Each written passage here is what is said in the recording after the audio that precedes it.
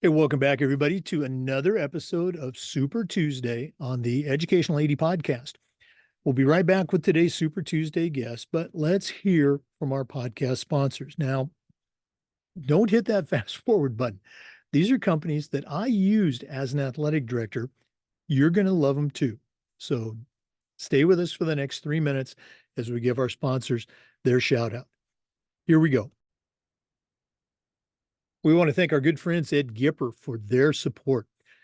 Gipper's the official social media graphics solution for the podcast. And if you go to Gipper.com, their team is going to show you how to create world-class content that'll help you promote your athletes and celebrate your teams. Gipper's used and trusted by over 3,000 programs across the country. It's professional graphic design made simple. Go to Gipper.com to get started today. We also want to say thanks to Hometown Ticketing. Hometown Ticketing is the leading digital ticketing provider to schools and colleges. Go to hometownticketing.com. It's digital ticketing that offers more. We also want to say thanks to Vital Signs Wall of Fame. Go to their website, vitalsignswalloffame.com. Check out their interactive touchscreen video consoles. It's a great way to show off your school record boards or your school's Hall of Fame, or simply tell your school's story and showcase your proudest moments and your top role models. Go to vitalsignswalloffame.com for more information. We want to say thanks to Home Campus. Home Campus is something that I used every single day as an athletic director. It's the exclusive high school and state association platform for us. You're going to use Home Campus just like I did for scheduling, for student athlete eligibility and clearance. Who doesn't do that every single day? Communicating with parents, uploading digital forms, contacting your state association. Home Campus does it all. To get started, all you have to do is go to homecampus.com. That's homecampus.com. We also want to thank Sideline Interactive, indoor score tables and video boards. Go to sidelineinteractive.com and schedule a live web demo. See their scoreboards and their score tables in action. Probably one of the best purchases I ever made was our Sideline Interactive indoor score table. For more information, all you have to do is go to sidelineinteractive.com. Generate income and create the ultimate game day experience at your school. That's sidelineinteractive.com. We also want to say thanks to Huddle. Go to huddle.com and change the way you see the game.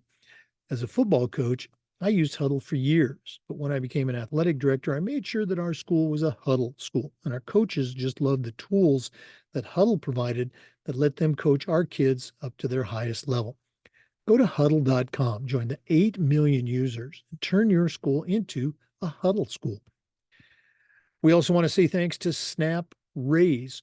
Go to snapraise.com, hands down the best online fundraiser out there. We used it at our school with tremendous success, and our coaches loved it. Our parents loved it. It works. Go to snapraise.com to get started today. And we want to say thanks to Athletic Surveys by LifeTrack. Go to athleticsurveys.com. They're going to create a custom survey that'll let you take the pulse of your parents, your coaches, and your student athletes. Athletic Surveys is going to connect you. It's going to connect you with the parents you already hear from that want to gripe about everything, but it's also going to connect you with the 98% that support your program. That's a tremendously valuable tool to have when you're talking with a frustrated parent or your principal or your school board. Like I said, go to athleticsurveys.com. Get started today. Welcome back, everybody, to another episode of Super Tuesday on the Educational 80 podcast. This is our weekly series where we have 10 pros from the world of educational athletics join us to share their perspective and their views on topics that are meaningful to them. Back with us for her second installment is our good friend, Dr. Kechia Rowles. She is a certified master athletic administrator, and she's the director of athletics at Rockdale County Schools up in Georgia. Very active at the state and the national level, and it's always a great time that we spend with her. So, Kechia, welcome back. And what do you have for our listeners this week on Super Tuesday?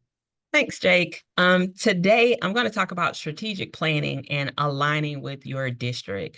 So our district, of course, like everyone else, goes through their strategic planning process. Ours this year was continuous improvement, or for the next 5 years, it's continuous improvement.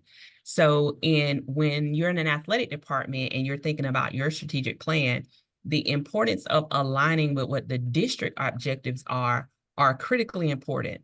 So our district had 5 goal areas this year. And so what I did was take each of those goal areas and make the goals and the action items specific to our athletic departments and our athletic department needs. So the first goal area was human resource and talent management. Of course, they want to increase teacher pay. Let's incentivize our coaches. Let's look at our supplements to see how, if we're incentivizing teachers in the classroom, athletics is an extension of the classroom. It's educational-based athletics. So let's just look at if there's a way that we are looking at incremental increases, and we can look at our district supplements and how they align. What we did was we looked at the entire Metro Atlanta supplement and tried to see where we fell from the largest district that we have in the metro area to where we are, and where could we somewhere be comparable so that we can compete for those elite coaches that are going there, and also diversifying our applicant pool. We need to make a conscious effort when it comes to DEIB. You need to make a conscious effort to ensure that your athletes have coaches that look like them and are representative of the population that you are serving. Yes, it may be a challenge, but you have to put in that extra work. And if it's a district initiative, then you should be able to get some support from the district when they have the job fairs to be active in those activities as well, so that you can look at how to diversify that pool.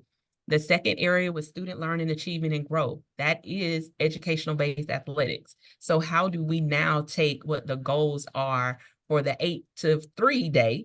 How do we take those goals and push them out to that 3 to 10 p.m. day, where we still have as much influence on these students as do the teachers in the classroom? So look at expanding those opportunities. Examine where your school is and the offerings that you have compared to all of the offerings that are offered by your state association. Are there opportunities for you to expand and expand those opportunities for underrepresented populations, or to actually do a survey of interest to see if there is a viable interest in adding some of those sports that your association has that you may not have? The other part with student achievement and with coaches achievement is there's not a lot of professional development that is offered during the instructional time on those professional learning days, or pre-planning and post-planning that's specific to coaches. So pushing that initiative to get your coaches and your athletes to go to NFHS Learn, to do those classes on the implicit bias, the being a captain. So there's so many courses on there.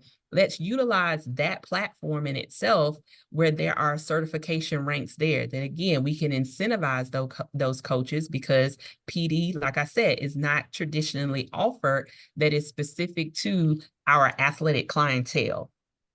Also, creating a student council or student athlete council to give voice to your athletes, because if you don't know what their needs, wishes, and desires are, how are you building a program that is going to be sustainable to peak and keep that interest of those students that are participating in your program? The third goal area was community, family, and student engagement. Again, we have to make a conscious effort to get and meet the families and our student athletes to keep them engaged with our programs. So again, going back to DEIB, are you having those culturally inclusive events or nights, the teacher appreciation, the military appreciation? Do you have your student athletes visible at open house? Do you have them visible at other community festivals where you're promoting the good things that are going on in your environment, in your school setting? And so now when you're going out into the community to those events and you're soliciting people to come, now they can put a name with a face, because you need their support, They need your support. So it is collaborative in getting them to come. Unfortunately for us, our local newspaper moved their operations out of our city.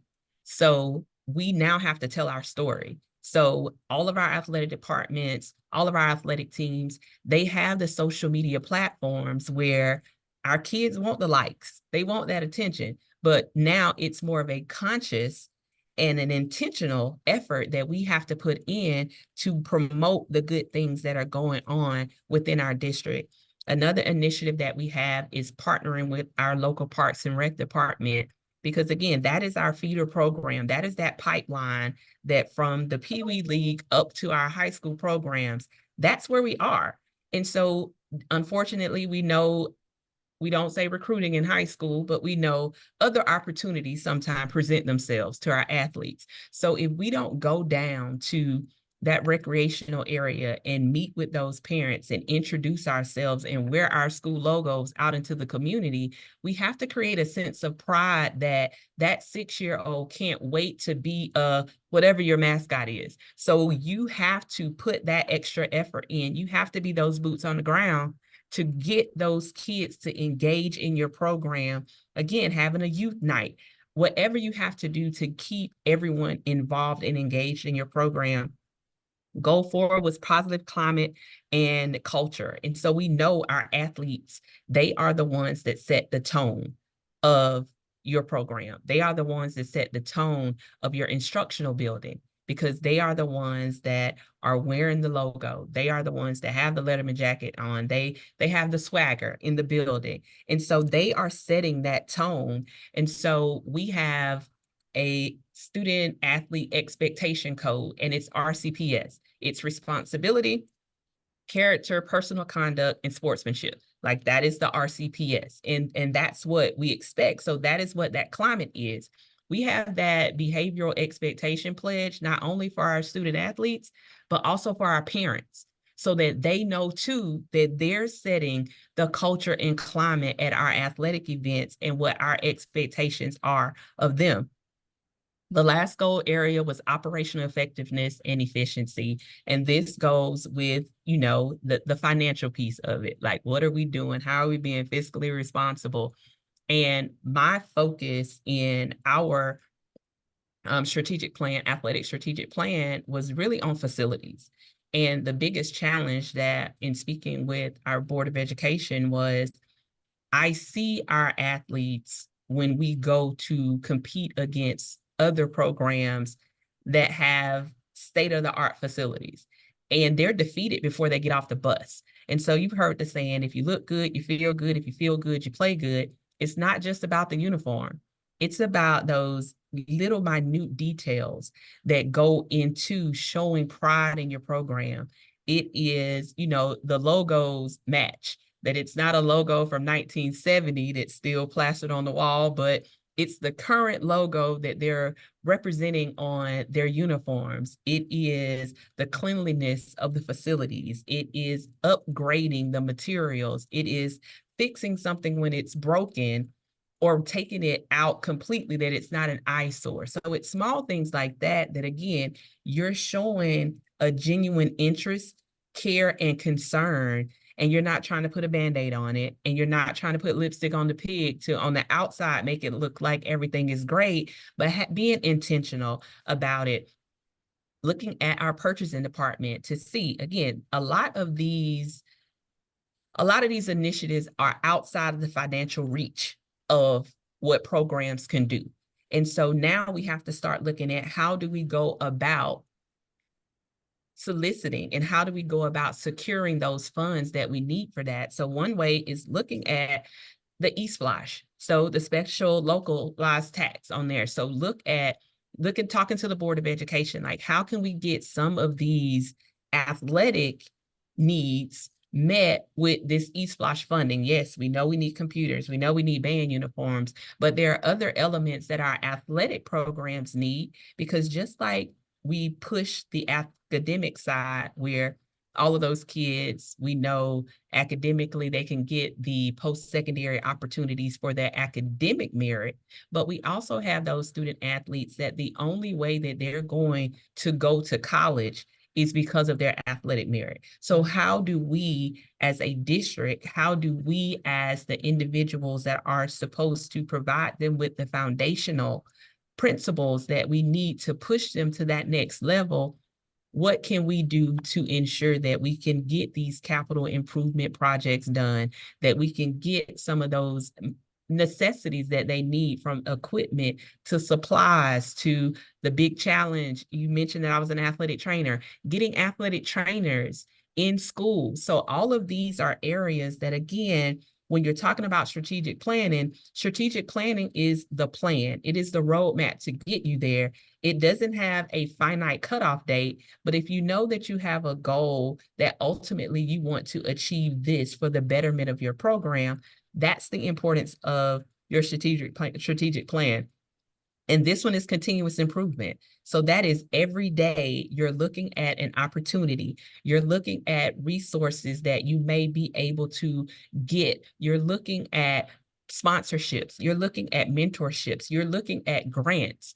Everything possible that you can do to secure what your athletes need so that they can prosper and be successful in the future. Because we know the athletic field, the athletic court, it's an extension of the classroom. And when you think of it in that manner, and you get your elected officials and you get your leadership within your buildings, your leadership within your district, to not see it as just extracurricular, but look at it as that extension of the classroom and what those intangibles are that they learn that then will produce those citizens that are going to come back into your community and possibly serve as an elected official, serve in school leadership. So these are all opportunities. And what I also recommend, that if you have some definite burning that these are immediate needs that need to be taken care of, send out an invitation to those board members to come and tour your facility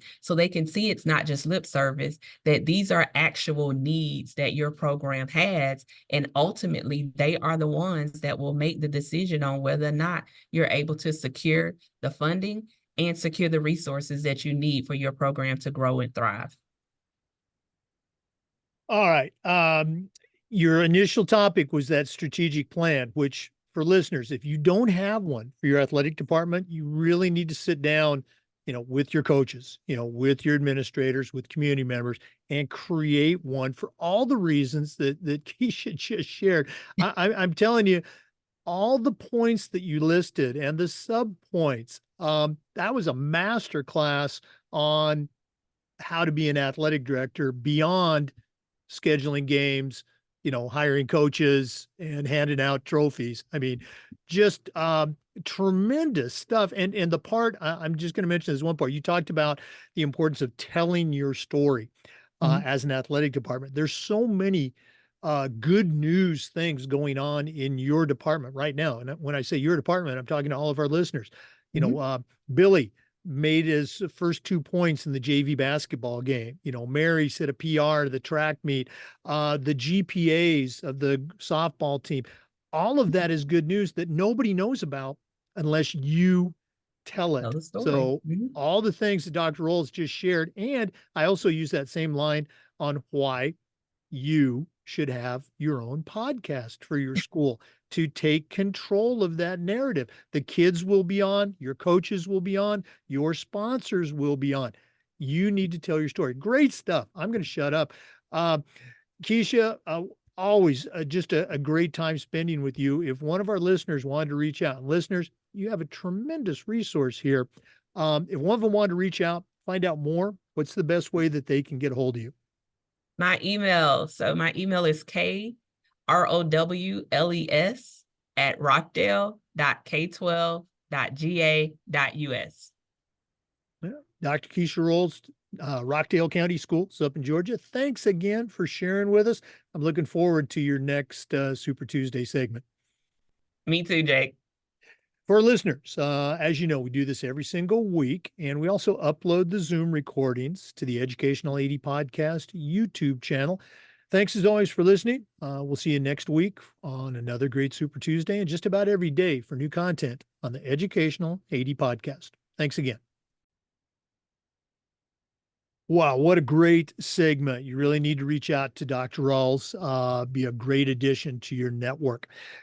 Before we go, we also want to give a shout out again to our sponsors. Now, you need to visit these sponsor websites. I guarantee you are going to use them pretty much every single day, just like I did. Let's go and start with Gipper. Go to Gipper.com. Start creating world-class content for your school's social media channel. We want to thank Home Campus. Truly, you will use Home Campus every single day. Go to homecampus.com for more information. Sidelight Interactive, indoor score tables and video boards. Probably the best purchase I ever made as an AD. Go to sidelineinteractive.com. Athletic Surveys by LifeTrack. My school, we use surveys for just about everything. Go to athleticsurveys.com to get started. We want to say thank you to Huddle. As a football coach, I used Huddle. As an AD, we were a Huddle school. Go to huddle.com for more information. I want to thank Snap Raise, hands down the best online fundraiser out there. Go to snapraise.com for more information. We want to thank Vital Signs Wall of Fame. If you're looking for a really cool way to display your record boards or your school's Hall of Fame, go to vitalsignswalloffame.com. And we want to thank Hometown Ticketing, the leading digital ticketing provider to schools and colleges. Go to hometownticketing.com for more information. Once again, thanks for listening to this Super Tuesday segment. Come back next time for more great information on the Educational AD Podcast.